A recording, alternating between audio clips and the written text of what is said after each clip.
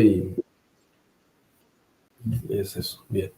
Bueno, tenemos la temática que elegí para hoy es hablar de un par de conceptos, un par de críticas. Sabemos que hay muchas cosas que no se entienden sobre la vida, muchos conceptos donde las personas antirreligiosas atacan las religiones. Sí, la mayoría de religiones, diría yo, es que tienen orientación, digamos, monoteísta o enoquiana, porque aducen que cierto Dios o cierta deidad tiene que entrar en ciertos roles. ¿Bien? Entonces, es como cuando esperan que una persona sea sanada, ¿bien? Y ellos oran y esa persona no se sana. Cuando piden que oran para que una persona no fallezca y fallece. O cuando pierden un ser querido, o cuando han perdido algo, los padres se han separado, o cuando X cosa les ocurre, entonces ellos oran y como no hay respuesta, entonces bien pueden, encontramos esta cuestión irónica que dicen que pierden la fe, ¿sí? O se vuelven antirreligiosos, es decir, toman una postura de ataque hacia la religión. Ellos dicen que son ateos, pero en realidad eso no existe. Más bien es una persona antirreligiosa, es decir, estás en contra de los conceptos de la religión. Y tienes también una especie de resentimiento hacia esa figura o ese concepto que era una especie de amuleto, pues es la Biblia, la religión, un Dios, fuese Jesús, lo que sea. Y como eso no resolvió lo que tú querías, entonces tu manera de atacar es buscar diferentes puntos o aspectos para mostrar ese resentimiento, ¿no? Ese dolor. De ahí, pues, ese tipo de frases que son incorrectas, que dicen la persona perdió la fe, ¿sí? Entonces, la fe es la convicción de algo, entonces nunca tuvo fe. Es decir, yo estoy convencido de la existencia de las nubes, pero resulta que un día no llueve y digo, ya no creo en la existencia de las nubes. Eso no tiene sentido. No puedes perder la fe. O tienes o no tienes. No puedes perder algo que es una certeza, un convencimiento pleno absoluto. Lo que puedes dejar es de creer en una religión, dejar de creer en el concepto que te dijeron o que te enseñaron a propósito de un Mesías o un Salvador, a propósito de una deidad. Bien, pero eso parte especialmente del hecho de que tanto personas religiosas como personas no religiosas tienen una visión o una idea de ciertos conceptos o arquetipos, digamos, divinos, que están ajustados a sus propios eh, razonamientos, ideas folclóricas, costumbres, culturas, dogmas religiosos. Pero no quiere decir que estén fundamentados o estén basados en cosas reales, ¿sí? En hechos. Entonces, cuando no cumplen tus expectativas, entonces lo tomas como un enemigo. Bien, entonces atacas ese enemigo porque no te da los resultados o no cumple con lo que tú estás esperando de él. Bien. Y este meme, por ejemplo, que puse ahora es un ejemplo de ello, ¿no? Que dice que este Dios de la religión, o sea, no es el Dios real, sino es el Dios de la religión, hay que saber diferenciar. El Dios real es una cosa y el Dios de la religión es un constructo diseñado por personas. O sea, la idea de lo que él representa está basada en una serie de interpretaciones de determinadas personas. Y no siempre la idea que todos tienen de esa deidad es la misma. Algunas personas tienen ideas un tanto diferentes, discrepan en puntos de vista respecto de eso. Entonces, una cosa es la existencia de determinadas deidades o ciertas conciencias o el concepto de la conciencia del universo o las jerarquías de conciencias de este y otros universos, y otra muy distinta a lo que las personas asumen sobre esto. Lo mismo que cuando se habla del Satán, ¿no? Que lo ponen por todos lados, Satán esto y Satán lo otro, y cualquier pasaje de la Biblia que diga algo mal, entonces es Satán, cuando en realidad pocas veces se habla, por ejemplo, de Lucifer. Entonces, pero lo encajan todo porque dentro de su desconocimiento, todo lo malo es Lucifer. ¿Bien? Y el mal surgió con Lucifer. Y tal cosa surgió con Lucifer. Se cayó una moneda, la culpa es de Lucifer. Porque esa es la manera en la que interpretan o asumen dentro de los límites de su del conocimiento que hasta el momento han adquirido, ¿no? Entonces, aquí dice el meme, por motivos que no sé explicar, a la mayoría de personas les ha llevado una vida de miércoles, ¿no? En realidad, el propio argumento, eso, claro, lógico, es una manipulación, porque ¿cuáles son esos motivos que no sé explicar? No, las personas, la mayoría de seres humanos, no los conocen porque muchos incluso presumen de ser teólogos, es decir, conocimiento del Theo, del Dios, y en realidad saben poco sobre la deidad, porque lo que dicen que saben sobre la deidad se basa en citas de ciertos libros de un compendio de la historia de Israel que no están necesariamente correlacionadas con la misma cosa. Por ejemplo, hablan de lo que llaman Dios, ¿sí? Y ni siquiera saben que ese nombre no es bíblico. Dios es un nombre de Zeus. Cualquiera puede buscar la etimología y encuentra que Dios, igual que la palabra día, son nombres alternativos del dios Zeus. O sea, un dios es un ser inmortal, un ser con capacidad sobrenatural, bien, que cumple algún rol en el universo, ¿sí? Es una raza de dioses. De hecho, dentro del concepto de la mitología griega, los dioses eran todos aquellos olímpicos que estaban junto con Zeus. Zeus eligió mayormente sus hijos, algunos de sus consortes, y los puso en el Olimpo para luchar contra los titanes, para controlar el mundo, etc. Y teóricamente él y sus hermanos fueron los primeros dioses, y ellos procedían eran descendientes de los titanes. Ellos establecen el concepto de los dioses, entonces debía la palabra de los dioses, y como era relativo a los dioses, el dios era Zeus, o sea, él era Dios. En consecuencia, ¿en qué momento, sí, la gente monoteísta, digamos entre comillas monoteísta, empezó a llamar a la deidad de los hebreos Dios? Es decir, Zeus. Sin ellos ser conscientes de lo que están haciendo por una cuestión de sincretismo, por una cuestión de traducciones, por una cuestión de cambio de un idioma, un concepto cultural de una lengua a otra, empezaron a llamarle Dios, cuando en realidad nunca se llamó así. Tú buscas en cualquier texto hebreo, la palabra Dios no existe.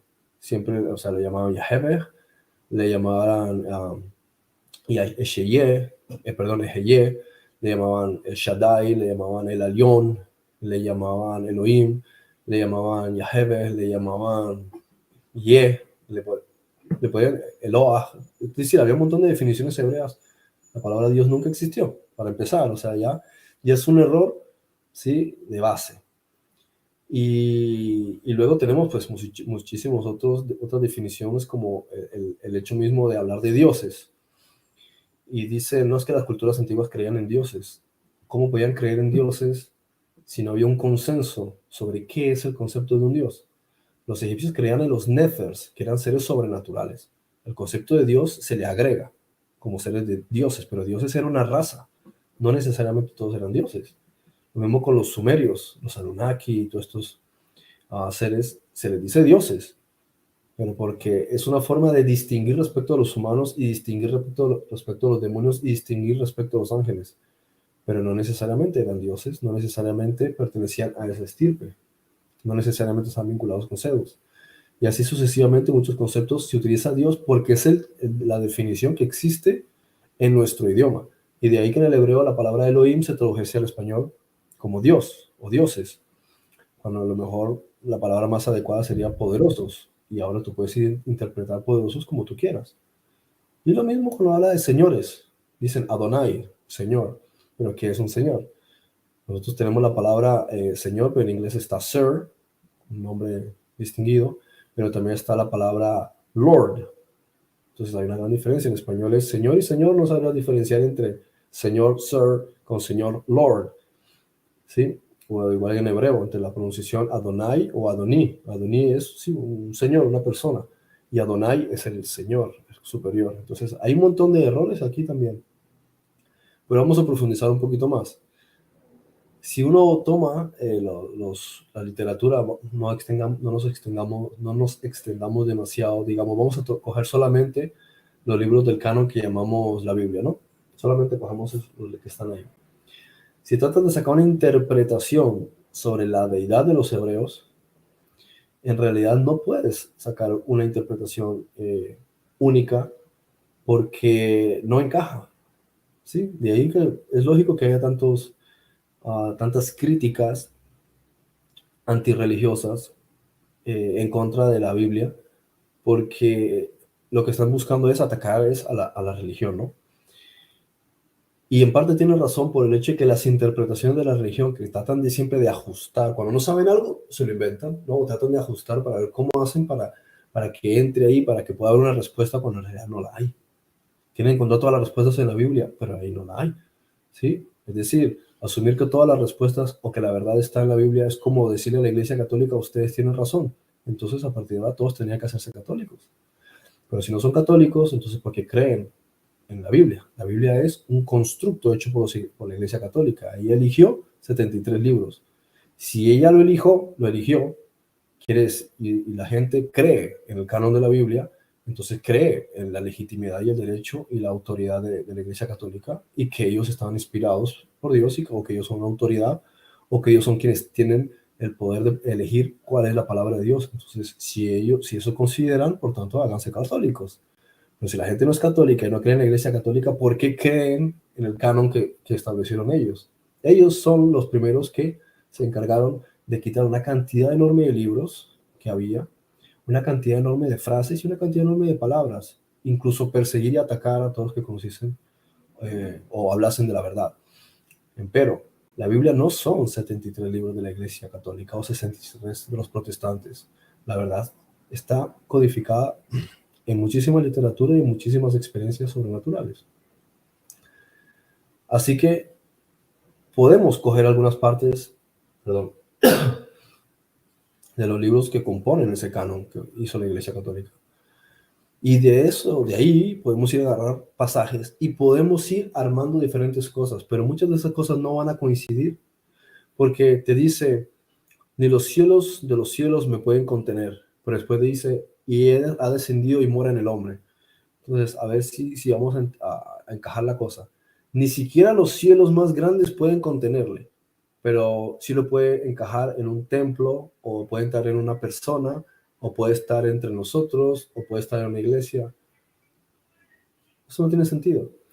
Entonces, lo primero no es lo que hace mucho lógico, es criticar, refutar y deslegitimar, sino empezar a separar cosas. Si me está diciendo que el los cielos de los cielos lo puede contener, pero también me está diciendo que entra alguna persona, posiblemente me está hablando de dos cosas diferentes. Pero como tienen esta costumbre de decir Dios y automáticamente idealizarlo y ponerlo como este señor de la imagen, como un señor barbudo, pues lógico que es difícil llegar a esa conclusión porque están ya imaginándose un ser humano, porque es lo que parece, un ser humano con barba, ¿sí? Y pelo blanco y con su vestido. Pero si vamos a entender que todo el universo es una conciencia, esa conciencia, si le quieres dar nombre, dale un nombre, pero el momento que digas Dios, no puedes decir también que esa energía que está dentro de ti, que mora dentro de ti, también es Dios, porque entonces empezamos a tener aquí una contradicción. Y si ni los cielos de los cielos pueden contener a quién, a Dios, entonces no puede ser el mismo Dios. Tenemos que estar hablando de más dioses, entonces ya no es monoteísmo, es ya politeísmo o enoquismo. Entonces, podemos encontrar que hay una distinción entre una energía o conciencia que está dentro de nosotros, que está siendo parte de todo lo que somos, que está alrededor nuestro. Eso es una cosa. Que todo el universo se compone de eso, muy bien. O sea, hasta ahí, todas estas cosas podríamos encajarlas en una categoría. Luego podríamos imaginar también un ser que aparece en ciertos episodios históricos y le ven un aspecto y viene con algún grupo. Entonces podríamos decir que también hay una característica de un algo que parece una persona. Pero después encontraríamos que hay algo muy grande que ni siquiera los cielos más grandes lo pueden contener. Entonces ya tenemos tres cosas distintas. No podemos llamarle Dios. Porque los dioses no son súper mega poderosos como para estar más allá de lo que el universo puede contener, ¿sí? Entonces es algo mucho más grande que los dioses, entonces es más grande que Dios. Hay algo que contiene el universo dentro de sí, lo más grande. Hay otra cosa que compone todo el universo a nosotros, que está dentro de nosotros, forma los planetas, que es la energía que mueve y que está en todas las cosas. Hay otra cosa que tiene apariencia, ¿sí? Y camina y va y viene y sube y baja de la tierra y anda en su carruaje volador y algunos le han visto. Entonces son tres cosas diferentes. Podríamos decir que todas están interconectadas desde un punto de vista de unicidad, bien, pero no podemos estarle llamando a Dios porque vamos a caer en el error. Aparte de confundirlo con Zeus, de que no tiene nada que ver ninguna de las tres cosas, desde el punto de vista de que si uno es un ser, un individuo visible y el otro no es visible, entonces no es lo mismo. Si uno está entre todos nosotros, pero el otro necesita un cuerpo para estar, entonces no es lo mismo. Por consiguiente, tiene mucha razón a veces estas críticas, porque muchas de estas religiones, al no entender, al no tener conocimiento, son las primeras que yerran y, bueno, lógico, son víctimas después de las críticas y de la burla, ¿sí? Tres cosas distintas de las que está hablando. Seres que no tiene que ser uno mismo, pueden ser diferentes, que pueden bajar, pueden caminar, pueden andar en un carruaje volador, un platillo volante, pueden ir de un planeta a otro, cambiar de una dimensión a otra, y no tiene que ser uno, podrían ser muchísimos, podrían ser un colectivo, por eso se llama Elohim. Después hay otra cosa, que es el hecho de que está dentro de nosotros, hacemos parte de él, estamos en todo, como el concepto del Ruach, del espíritu, más conectado con el, ¿cómo se le llama? El Ki o el Ka, como le llamaban los egipcios, la fuerza vital o la energía vital que está en todo. Pero es una conciencia inteligente, infinita, que está en todo. Y gracias a ello existe todo, pero esa conciencia está también conectada con esos individuos. Y luego está ese ser o ese todo que tiene contenido dentro de sí todos los universos y que todos los universos se mantienen por él. O sea, que él podría ser el motor que mueve esa energía infinita y a quienes están representando esos individuos que van y que vienen. Pero habría que sacar a un lado este concepto de Dios y ese individuo que anda en una nube con su barba y todos estos agregados de muchas de las religiones, ¿no? Voy a mirar aquí esta pregunta que está haciendo Giovanni. ¿Crees que también los sufrimientos tienen un objetivo positivo en nuestra vida? Claro, a través del sufrimiento es que adquiere uno el perfeccionamiento, se trabaja y se depura el ego, ¿sí? Muchas de las expectativas son las que principalmente nos causan sufrimiento cuando no conseguimos llevarlas a cabo, conseguirlos, ¿sí? Accomplish, sí, efectuarla o que se haga realidad. ¿Por qué permite Yahweh que se sucedan cosas malas a la gente buena? Eso es una palabra supremamente ambigua. Primero, ¿qué es lo que tiene que permitir? Digamos, yo tengo varios hijos, ¿no? Y abro un espacio en un jardín para que vayan a jugar. Ahora, si en el momento en que yo les digo, tenéis derecho sobre este jardín, os doy autoridad sobre todas las cosas que están en el jardín, ¿por qué me tengo que estar metiendo a permitirles cosas si ellos no son mis esclavos? O sea, yo no permito que este y el otro hagan porque yo no soy un dictador. Y yo les di a ellos tierras, les di a ellos autoridad, les di jurisdicción. Quiere decir que yo no tengo por qué estar interviniendo ahora en lo que ya les cedí una potestad. Cuando a ti te ceden la potestad sobre algo o el control sobre algo, la autoridad, ya no tienen que estarte diciendo nada. Un ejemplo, tenemos un automóvil o varios automóviles que están en un concesionario de la Peugeot, ¿no? Y tú llegas y ese automóvil no es tuyo, ¿sí? Ese automóvil pertenece a la casa Peugeot. Pero tú coges y les das a $35,000, ¿no? Tú compras el automóvil, tú firmas un documento, ahora ese automóvil es tuyo, es tu propiedad. Una vez sale el concesionario, puede venir el que te lo vendió y decirte, dame el automóvil o déjame sacar algo de dentro o déjamelo unos días o te lo voy a quitar o cualquier cosa. No puede. ¿Por qué? Porque ha cedido la autoridad. De manera que en el momento que se firmó el contrato, ahora el automóvil es tuyo. Si vamos a mirar la parte legítima en la literatura hebrea, se dice, os doy potestad sobre esto y sobre aquello y hagan y deshagan. Entonces en ese momento le está pasando la jurisdicción a los seres humanos. En consecuencia, los seres humanos son los que tienen la jurisdicción sobre el planeta Tierra. No puede entrar ahora el creador. El creador hizo lo que hizo, ahora les pasó a ellos la autoridad. En consecuencia, ahora es el ser humano el que tiene que ejercer. Pero para evitar el daño se estableció la ley de la no agresión, del respeto a otros. De esa manera entre nosotros tampoco nos hacemos daño. Los administradores no nos hacemos daño entre nosotros, porque ocurría el problema de que los administradores abusasen con otros. Entonces, yo soy un administrador para administrarlo todo. Así es como se establecieron las reglas. Pero resulta que nuestros administradores nos hacemos daño. Entonces, el que está por encima tiene que establecer unas pautas para que entre nosotros no nos agreguemos, no nos agredamos. Entonces se establece la ley.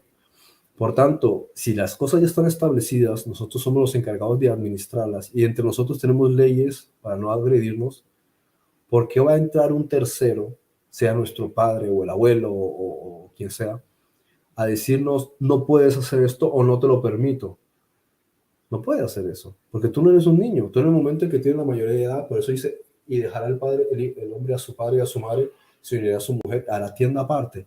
A partir de ahora, el padre no le puede estar diciendo lo que puede o no puede hacer, porque él ya hizo su tienda aparte, él ya está en una administración, una jurisdicción distinta. Cuando tú te casas, entras en una jurisdicción distinta que es tu propio clan. Puede estar vinculado por sangre o puede haber una herencia, pero la autoridad ahora la gestionas tú en tu propio espacio, en tu propia tierra. En consecuencia, Dios no tiene por qué estarse metiendo porque no hay jurisdicción en él.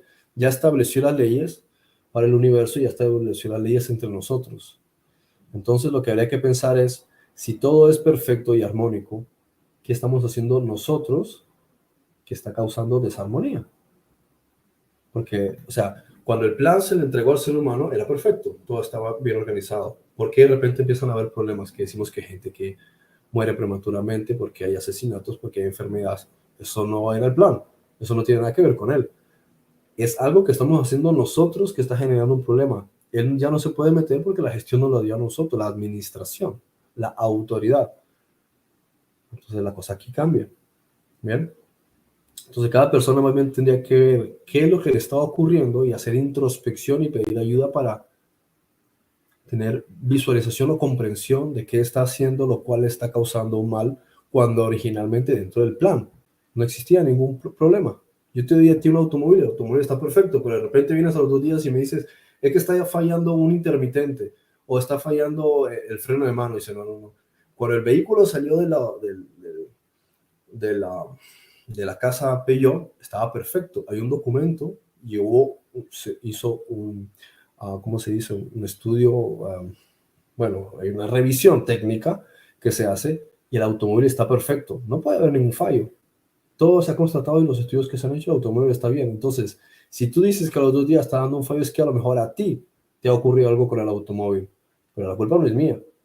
Y ya no puedes venir a reclamarle a los que te vendieron el vehículo. Entonces, si tú estás sufriendo o alguien sufre, la culpa no es de Dios. La culpa es de la persona que está sufriendo. ¿Por qué está sufriendo? Si no tendría por qué estar sufriendo. ¿Bien? Entonces, si hay un sufrimiento es porque tú lo estás causando, porque no, el creador no creó sufrimiento. Todo lo creó de forma perfecta. ¿Bien? Ahora, cuando dices cosas malas y cosas buenas, esos son juicios. ¿Sí? Juzgar como algo bueno, como algo malo. Yo no puedo decirle a Dios, esto es malo, porque Él dirá, yo no he creado nada malo. Todo lo que, si tú miras el libro del Génesis, o como le llaman en español, Bereshit, dice, y vio tal cosa y vio que era buena. Y más adelante hizo tal cosa y vio que era buena. Y más adelante, mira, y vio que era buena. Y cuando terminó su creación, puso al hombre y le dijo, toma la administración. Aquí tienes escrito el análisis de la creación. Todo está en buen estado. No me vengas a decir a mí que aquí hay cosas defectuosas porque todo está perfecto. Si tú estás sufriendo, la culpa no es mía porque todo está bien hecho. Y de ahí te lo dice, estaba bien y era algo bueno y era bueno en gran manera. Entonces, si tú estás sufriendo, no tiene nada que ver con Dios, ¿vale? Por eso este meme se basa en la incomprensión de las leyes establecidas en el universo y las puedes ver cuando estudias los parámetros o las normas de Hermes, ¿sí? Hermes establece, ¿no?, esto que se llama las 7 leyes herméticas. Si tú estás teniendo un sufrimiento, tienes que buscar en tu mente qué es lo que está creando esto, en la emanación de tus emociones qué es lo que está generando, en tus acciones, en tus palabras, tienes que buscar en ti y tienes que hacer un análisis de cuánto tiempo vienes haciendo determinadas cosas que te han llevado a pasar un sufrimiento. Tú violas la ley, es decir, los principios herméticos, causa y efecto. Algo hiciste y hay una consecuencia. Y eso que hiciste puede ser en pensamientos, puede ser en emociones, puede ser en palabras, puede ser en acciones, porque generas energía. Si tú estás generando una energía de miedo, vas a atraer esas circunstancias que tanto temes. Si estás generando una energía de odio, vas a generar esas circunstancias que vas a tener que decir, pues sí, me odian. ¿Por qué? Porque tú estás generando esa energía. Es más lo que generas energéticamente que lo que generas con tus pensamientos. Pero eso no es culpa del creador. Él no creó, él que dice todo lo que creó era bueno. ¿Bien? Entonces, el sufrimiento es necesario para el perfeccionamiento, pero no porque el creador lo haya creado. O sea, ese creador no. Nosotros, como co-creadores, lo estamos creando porque es para nosotros una forma de perfeccionamiento.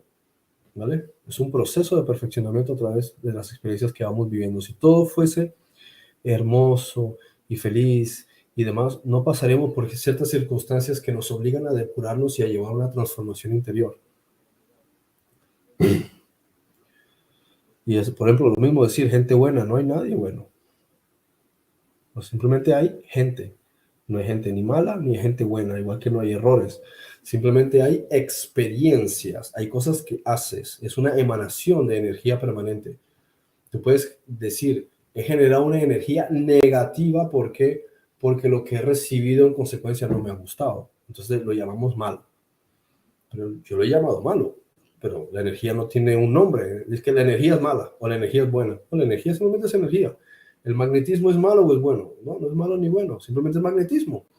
Pero si en el magnetismo yo cojo un imán y lo tiro para allá y se magnetiza, me vuelve y me golpea, no voy a decir es que el imán es malo. Yo soy una persona buena y el imán o el universo me ha tratado mal. No, es que tú estás tirando un imán, tú te pones la otra parte del imán aquí y regresa el imán y te pega la cara. Entonces dicen, es que es el diablo. No, el universo es magnético. Si tú estás produciendo un pensamiento de odio, de ira, de resentimiento, de frustración, de lo que sea, de que te van a hacer infiel, de que vas a tener un accidente, tú generas esa emoción, tú eres un imán. Entonces tú estás generando esa energía hacia el exterior y empiezas a vibrar y alterar los átomos y dentro de la continuidad espacio-tiempo terminas atrayendo eso que estás pensando, que estás sintiendo. Cuanto más sea eso intenso antes y con más fuerza lo vas a recibir y se va a materializar. Vas a culpar al creador del universo por eso. Él creó las leyes para que nosotros las administremos correctamente, pero lo estamos haciendo de forma incorrecta. Ahora no podemos culparle a él como si él fuese, como si hubiese hecho algo mal, porque todo lo que hizo era bueno y quedó constatado que era bueno en gran manera. Bien. Entonces, no es él quien hace que las personas lleven una vida de mierda, como dice aquí, sino es el propio ser humano. O las guerras, ¿quiénes las están causando? Los dioses, o los demonios, o los ángeles. Quien establece, quien dicta la guerra es el rey, o el rey, o el Kaiser, o el primer ministro, o el general, o el rey es el que dice, lancen la bomba. Fue Dios, no, él es el que lo dicta. Entonces el problema no tiene que ver con Dios, es el propio administrador ser humano el que está causando eso. La gente, ¿por qué está pasando hambre? Porque hay una mala administración del propio ser humano. ¿Sí? ¿Por qué se contamina el planeta? ¿Es que Dios lanza basura desde el espacio? ¿O acaso son las corporaciones que están contaminando con sus materiales? Las personas, ¿por qué se están enfermando y tienen obesidad y por qué tienen todo eso? Pues mira la vida que llevan, mira lo que comen, mira la falta de luz solar que tienen, la falta de meterse en el océano, la falta de ejercicio que hacen. Observa el estilo de vida de ellos y te das cuenta de que son el resultado de su estilo de vida. ¿Por qué van a culpar a otros? Eso es cobardía, eso es ser cómodo. ¿Sí? Yo hago algo mal y pretendo que las cosas me salgan bien. Y si no me salen bien, entonces culpo al Dios, o al presidente, o al diablo, o al de turno, o a la NASA, como hacen los terraplanistas. Bien. Voy a poner aquí otra diapositiva. A ver. Así es esto.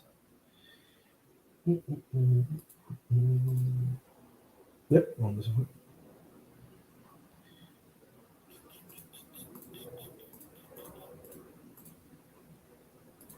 No sé. Ahora sí. Vale, esta es otra de las imágenes. Es algo similar, ¿no? Pero quiero aprovechar también para enfatizar, ¿no? Dice, en el cuento Jesús da de comer a miles, en el mundo real a nadie. Bueno, vamos a ver el contexto. Si observamos la historia de Yeshua, ¿no?, que llaman Jesús, él no andaba yendo a los hospitales o yendo a las casas a sanar a la gente. Tampoco iba de un lugar al otro alimentando a las personas. No, él iba explicándoles la realidad del universo.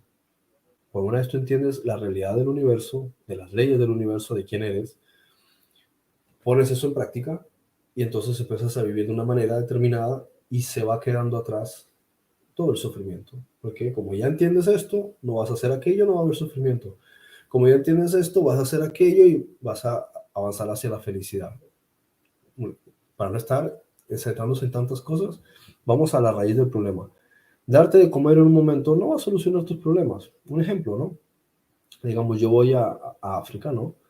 Y yo me llevo un montón de comida y me pongo a repartir comida y reparto comida y sacio el hambre, digamos, de 1000 personas. Muy bien. Al día siguiente, ¿quién les va a dar de comer? Otra vez. Entonces vuelvo y les llevo comida.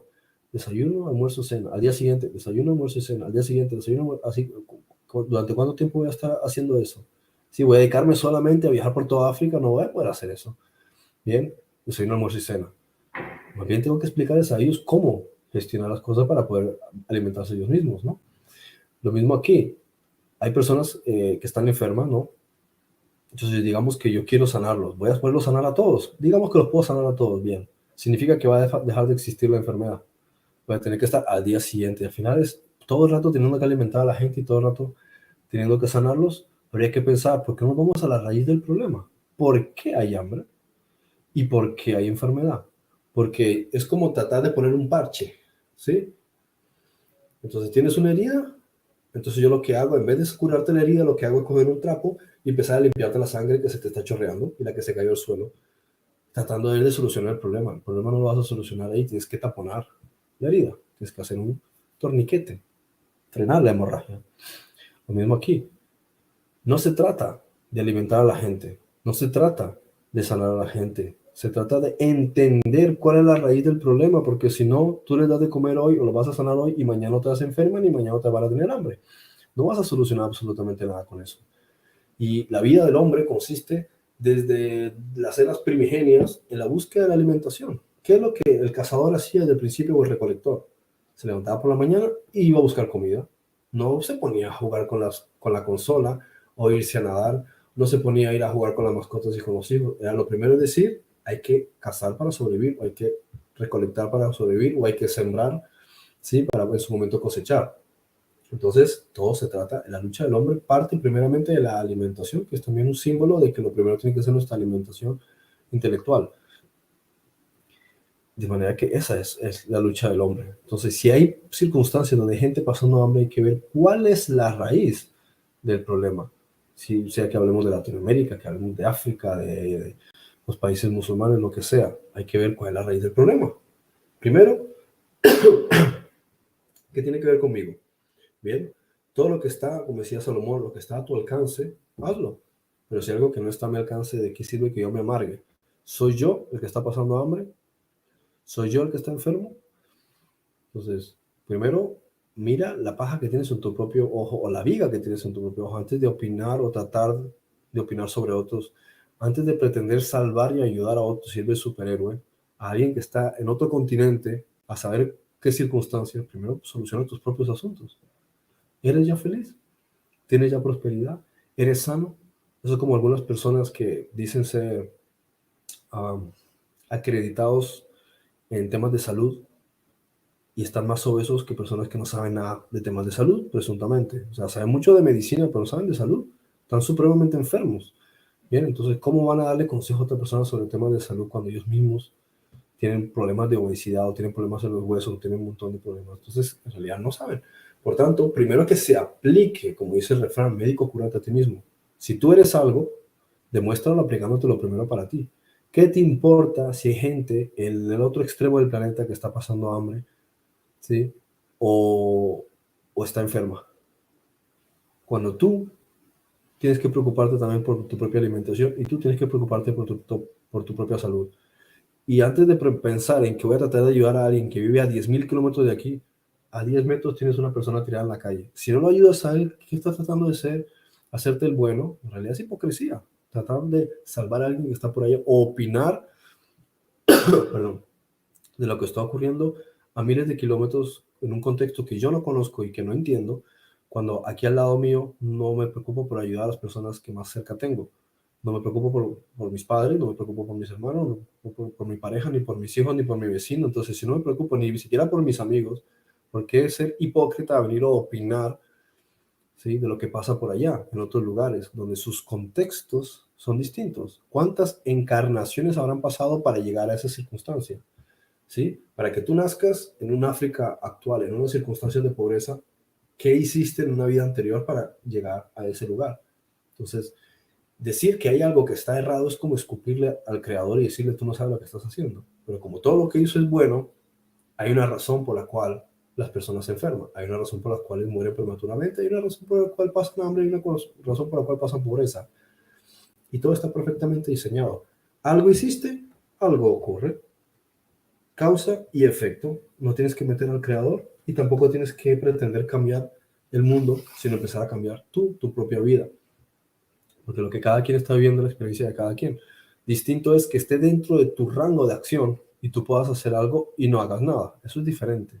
Que ves a alguien tirado en la calle que te está pidiendo que le des algo de comer y tú tienes algo de comer y lo ignoras. Es distinto porque está dentro de tu campo cuántico de probabilidad y circunstancia, tú puedes hacer algo. Pero que ocurre algo en Marte, o que ocurre algo en la Patagonia, o que ocurre algo en la China, ¿de qué me sirve a mí amargarme? Ellos sabrán lo que les está pasando, yo no tengo ahí nada que hacer. Suficiente es, preocúpate por tu propia vida y solucionarla, y cuando lo estés solucionando o en el camino de esa solución, busca hacer lo mejor que puedas por los que tienes a tu alcance. Eso es lo lógico, ¿no? De ahí el asunto de la viga en el propio ojo. Y si alguien pasa hambre, necesidad o lo que sea, es porque es una experiencia que está viviendo. Cuando tú mismo estás pasando por dificultades, no tiene nada que ver con ningún Dios, ni tiene nada que ver con que las oraciones no funcionen. Tiene que ver con que estás en un proceso.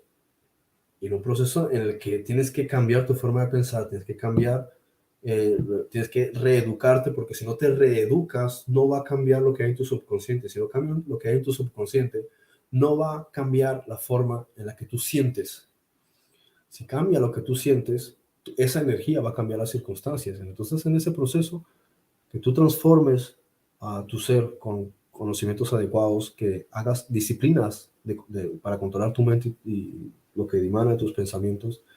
Cuando cambies tu forma de hablar, cuando cambies tu fisiología, la forma en la que te mueves, y si te corvas o no te corvas, si te levantas con energía, si haces cosas, si haces la disciplina que tengas, si cambias todas esas cosas, pues vas a empezar a generar un cambio de energía distinto. ¿Quieres mejorar económicamente? Ponte a estudiar sobre economía, ¿sí? Educación financiera. ¿Quieres mejorar en salud? Ponte a estudiar cómo funciona la salud del ser humano.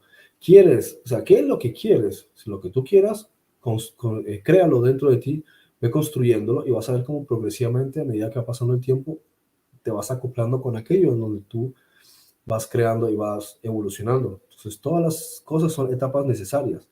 ¿Qué pasas en una situación donde por X ella terminaste en una prisión y no era justo? Pues quién sabe si en otra vida tú fuiste responsable de meter a otro injustamente en una prisión. Entonces tú estás recibiendo lo que sembraste. No hay ningún misterio entonces. No hay ningún Dios injusto. Lo que hay es un equilibrio. Todas las cosas se van compensando. ¿Ok? Y por la misma razón no puedes estar interviniendo, haciéndote el bueno. Es decir, hay alguien que está enfermo, voy a ir a salvarlo. Porque ¿qué conoces tú del contexto, de las circunstancias de esa persona? Y es ahí, y lo he visto desde niño en este mundo que llaman cristiano, ¿sí? Personas que se meten en la vida de otras personas, sea para juzgarles, sea para pretender sanarlos, sea para hacer X o Y cosa, cuando no conocen el contexto, las circunstancias y pretenden casi que darle lecciones al Espíritu Santo, casi que decirle a Dios, no te metas, esto lo soluciono yo porque yo soy aquí la autoridad, ¿no? Uno debería estudiar más bien qué significa lo que tengo. Yo lo hago todos los días desde hace años.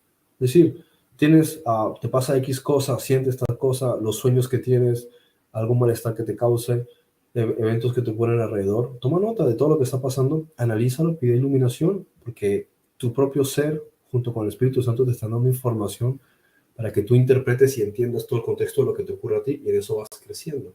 Él te agrega personas progresivamente para que tú interactúes con ellos y puedas también ser de ayuda. Eso es lo que te tiene que importar. ¿Sí? Más allá de eso, es simplemente buscar excusas, ¿sí? Para sacar cosas de contexto. ¿Por qué? Porque las personas pretenden vivir una vida cómoda. Es como, yo quiero estar sentado y ver televisión durante 3 horas, pero quiero tener el cuerpo de Jean-Claude Van Damme cuando estaba en su mejor época. Sí, es supremamente inteligente, ¿no? Tiene tanto sentido. O yo quiero tener una salud de oro, pero me la paso comiendo tartas de chocolate y papas fritas y arepas rellenas de queso y me como una tarrina enorme de helado y llega la noche y todavía estoy comiendo y comiendo, pero yo quiero tener un cuerpo, yo quiero tener una salud perfecta. Eso se llama ser hipócrita. ¿Sí? No puedes pretender hacer una cosa y que haya un resultado diferente. Te pones a criticar, pero después quieres que no te critiquen a ti. No tiene sentido. Bien, lo mismo es, yo quiero tener una gran casa, una gran vida, una gran esto y un gran lo otro, pero quieres ser empleado. Entonces, a ver, vamos a ser lógicos, con un empleo tú vas a ganar X cantidad de dinero. Si de ahí tienes que sacar esto y esto y aquello y te queda cierta cantidad, calcula al año cuánto te va a sobrar y calcula a los 10 años cuánto tienes para conseguir tus metas. ¿Funciona? No. Pues entonces a lo mejor tienes que plantearte otra cosa, ¿sí? Pero no vas a echar la culpa al alcalde, al presidente, al demonio, a la NASA, a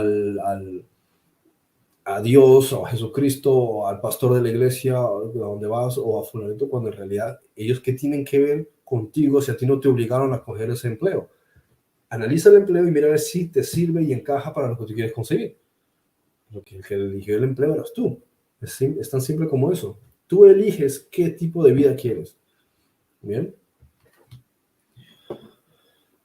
Bueno, ahí termina el MMS. Dejar de compartir. A ver. Bueno, no sé si quieren comentar, agregar algo más.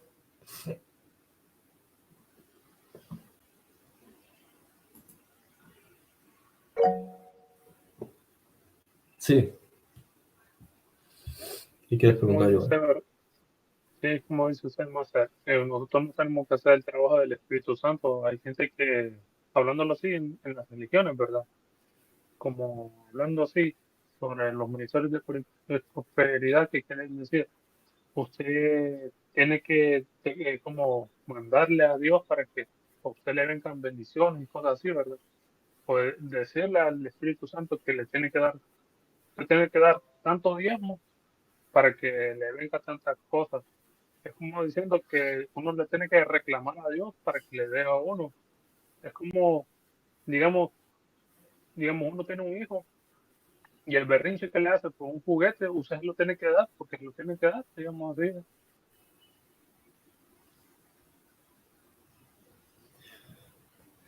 Eh, a ver, una cosa es reclamar justicia. Como dice en una de las parábolas Yeshua, Jesús, que había un juez que era injusto y la mujer quería que le hiciera justicia e insistía tanto que él al final dijo, mira, eres tan agobiante que con tal de no tenerte que aguantar un día más, te voy a hacer justicia. Cuando hablamos en términos de hacer una oración para pedir justicia, es diferente. Pero ¿qué es la justicia? La justicia se basa en ejercer el derecho. El derecho es lo que es tuyo, lo que a ti te pertenece. Digamos, um, dice la ley de Moisés, ¿no? No es bueno que el hombre esté solo. Entonces dice, bueno, ya que eso dice, pues yo exijo tener, o yo reclamo una pareja. Bien, entonces estás hablando desde el punto de vista jurídico. Eh, Porque aquí os doy la tierra para que sea vuestra heredad. Entonces tú puedes decir, oye, pues yo, ya que lo está diciendo, yo reclamo también unas tierras, yo también quisiera tener mis propias tierras, ¿sí? Te dice fructificad, multiplicados, etcétera, etcétera. Entonces, oye, pues yo también quiero formar una familia, quiero tener hijos, tal. Entonces, tú se lo estás pidiendo al creador como juez, desde el punto de vista de que te haga justicia. Bien, hasta ahí puedes apelar desde el punto de vista jurídico, lo cual significa que es justo que tú lo pidas. ¿Sí? Por eso dice, el obrero es digno de su salario desde el punto de vista de lo legal. Es justo, hablamos de justicia. Haces un trabajo, mereces una recompensa, mereces que se te dé algo por lo que estás haciendo, lo que sea. Hasta lo vemos en el trabajo de campo. Estás sembrando, lo justo es que algún día puedas cosechar, para recoger lo que estás sembrando. Eso es justo, justo dentro de la justicia. Y como el universo es ley, estás apelando a lo que es correcto. Entonces, número uno, por ahí sí sería algo correcto. Distinto es que tú digas, pidas caprichos, ¿sí? Yo quiero 3 automóviles porque pues, que me gustan. Lo lógico, ¿qué sería lo justo?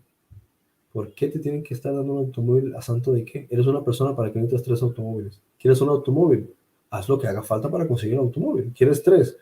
Pues crea una masa monetaria tan grande que al final, de aquí a 10 años, te puedas conseguir esos 3 automóviles que quieres, si eso es lo que quieres conseguir. Pero no es una cuestión del derecho. O sea, tú no ves en la naturaleza que dicen, señor, te exijo que me des un burro para poderme desplazar. Dice, no, una cosa es que tú estés haciendo determinada cosa y tú pidas ayuda. Pues es justo pedir ayuda, ¿por qué no? Porque hay unas circunstancias que a lo mejor son difíciles, ¿por qué no pedir ayuda? Entonces puede que en tu camino ponga a alguien que te ayude a aligerar el camino y te lleva en el burro. En unas circunstancias, por ejemplo, en lugares como los Estados Unidos, con lugares de difícil acceso, que para conseguir lo que tú necesitas hacer, no queda otra que tener un automóvil. No puedes permitirte otras circunstancias. No puedes andar en transporte público en ciertos lugares del mundo porque no llegarías a tiempo. ¿Sí? No podrías cumplir con ciertos requerimientos. O sea, hay circunstancias donde es lógico tener un automóvil, una moto, o transporte o X cantidad de dinero. No sería lo mismo en un lugar donde con $400 vas manejando tus cosas. Hay lugares donde ese dinero no sirve absolutamente para nada. Necesitarías por lo menos 1,500. Entonces, lo justo es lo que mereces, comer bien, tener un techo y demás. Entonces, lo justo en cada lugar es distinto en proporción a las necesidades.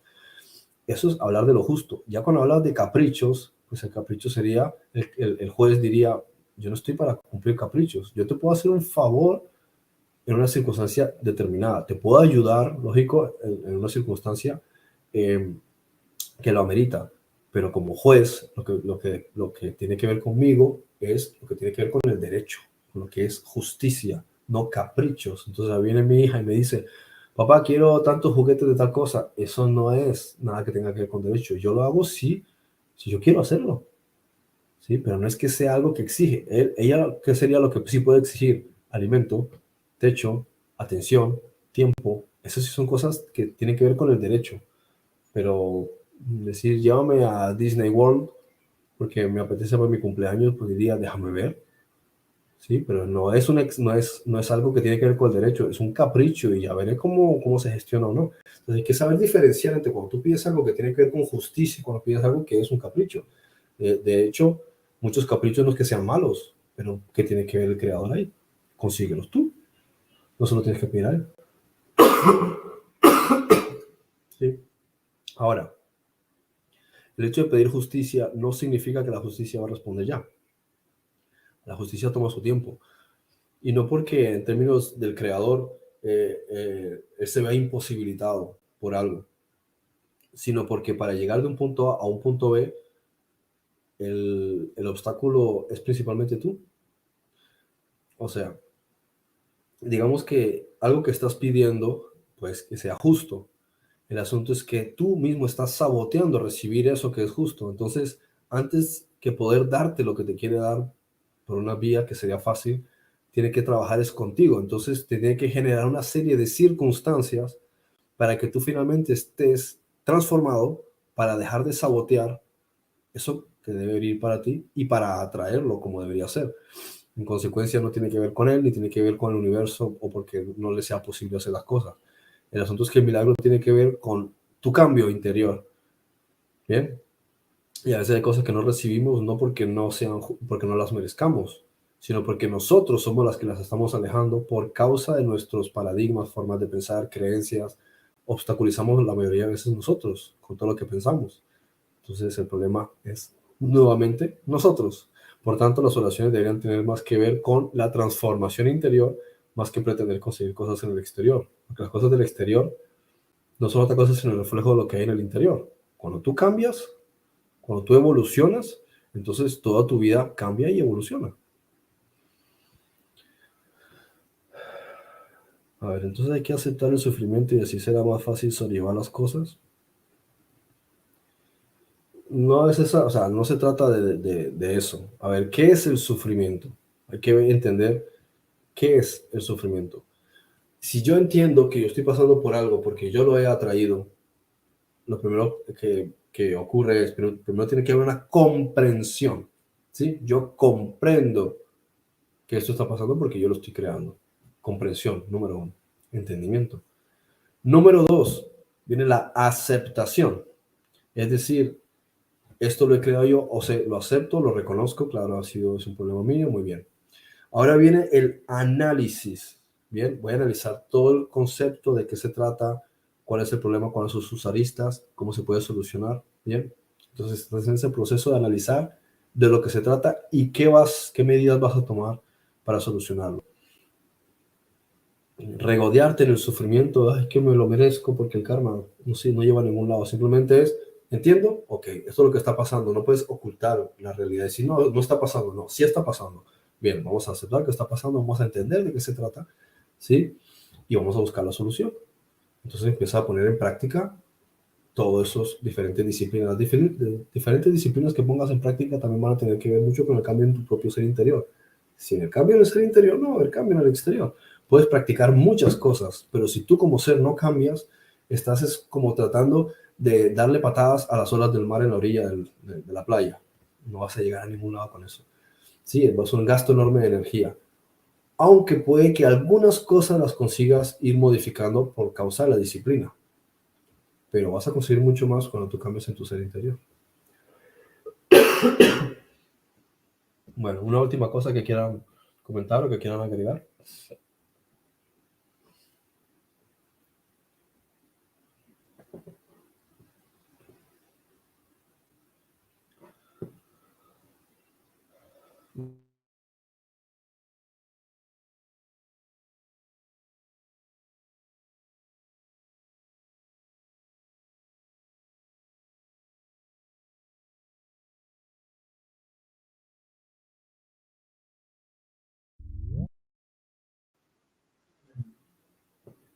Pues eso, como decía, no sé si quieren agregar alguna otra cosa, si no ya por hoy concluimos.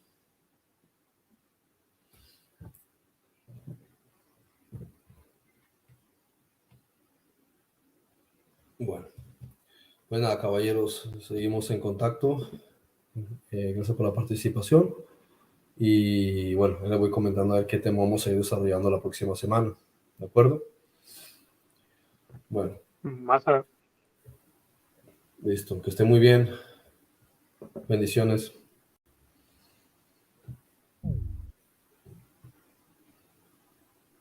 igual más